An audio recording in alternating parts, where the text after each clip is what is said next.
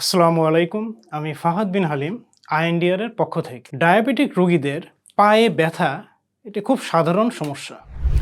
সাধারণত ডায়াবেটিক রোগীদের নিউরোপ্যাথির কারণে যেমন পায়ে ব্যথা হতে পারে, আবার কোমরের ব্যথার কারণে কোমরের ব্যথা রেডিয়েট করে পায়ের দিকে নামতে পারে এবং সেই কারণেও তাদের পায়ের ব্যথা হতে পারে। এখন একজন ডায়াবেটিক রোগী যার কোমরে ব্যথা আছে, তার যদি পায়ে ব্যথা হয়, তাহলে সে কিভাবে বুঝবে যে এটা কি তার নিউরোপ্যাথির কারণে ব্যথা হচ্ছে নাকি কোমরের ব্যথাই রেডিয়েট করে পায়ের দিকে নামতেছে? চলুন আজকে এটা সম্পর্কে জানি।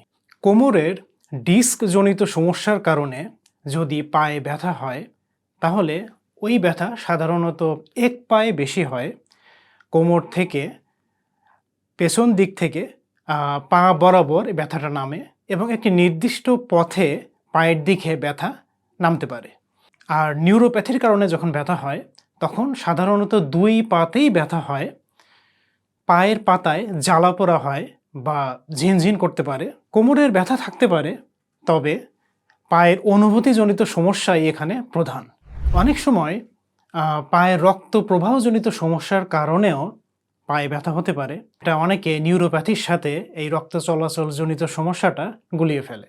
তবে রক্ত চলাচলজনিত সমস্যার কারণে যদি পায়ে ব্যথা হয়, তো এক্ষেত্রে হাঁটাচলা করলে ব্যথা বাড়ে। হাঁটাচলা থেকে থামলে বা রেস্ট নিলে ব্যথা কমে যায়।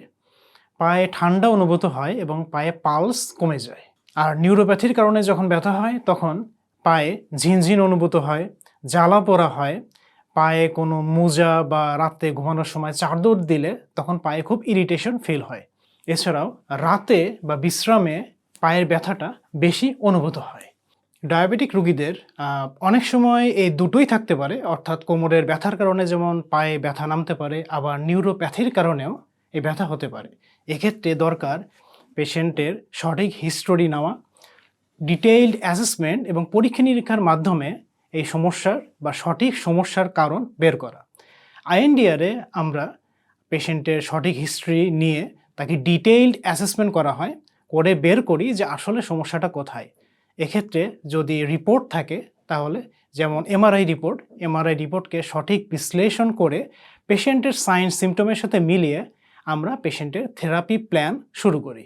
আমাদের ট্রিটমেন্ট প্ল্যানে ফিজিওথেরাপি, অকুপেশনাল থেরাপি, অত্যাধুনিক regenerative biophysical therapy, nutritional therapy সহ আরও অন্যান্য চিকিৎসা পদ্ধতি থাকে। আমাদের লক্ষ্য থাকে পেশেন্টের বা রোগীর সঠিক সমস্যার বা মূল সমস্যার কারণ বের করে সেটার চিকিৎসা করা। আপনি বা আপনার পরিবারের কেউ যদি এরকম ধরনের সমস্যায় ভুগে থাকেন, তাহলে আমাদের সাথে যোগাযোগ করতে পারেন।